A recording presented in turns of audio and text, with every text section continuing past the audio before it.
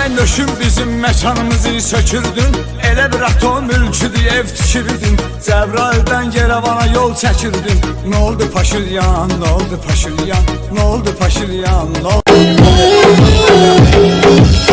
Right now, lick it good, lick it just like you should my neck, my back, lick it. Diyasam, daydaya aldırasam, kabağın kaldırasam, bırak prosta kay. Kolda süt kalmayasan, üzgün kalmayasan, şazdı.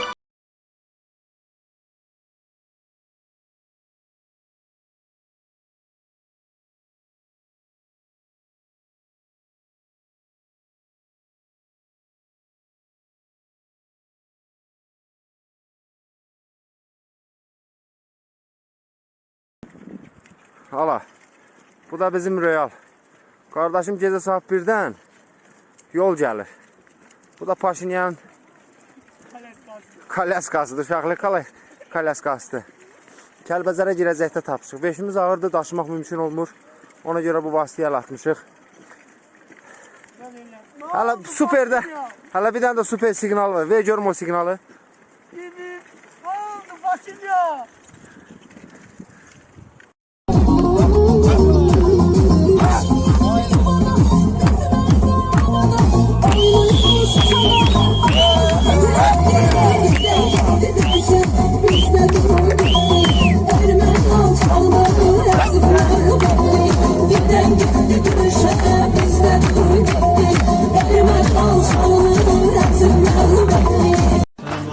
Kasıb qabaqda, barra arxada.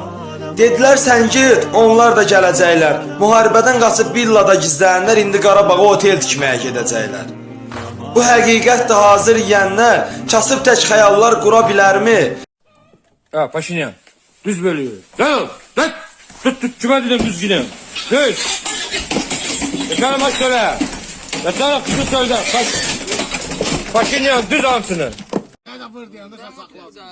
26 kim oynasa ona verilecek.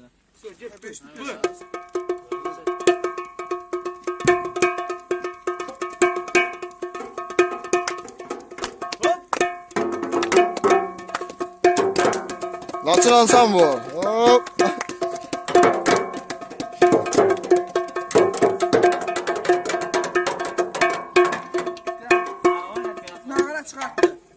Sen burada gelmişsen bizi itham elemeye. Sual vermir, ele bir ki prokurordu. İtham elir bizi. Ya sen kimsen ki? Dikkat! Jandarma uzmanı başsefer Çetin emir ve görüşlerinize hazırdır komutanım. Allah! Allah!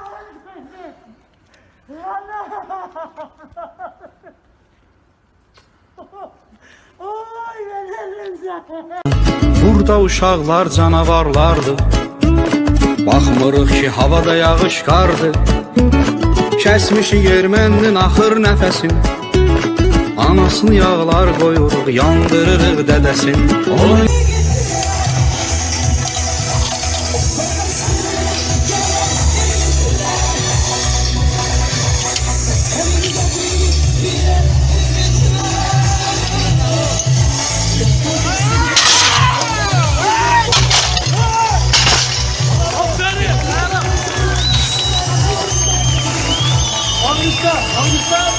Bariz İbrahimov. Burada!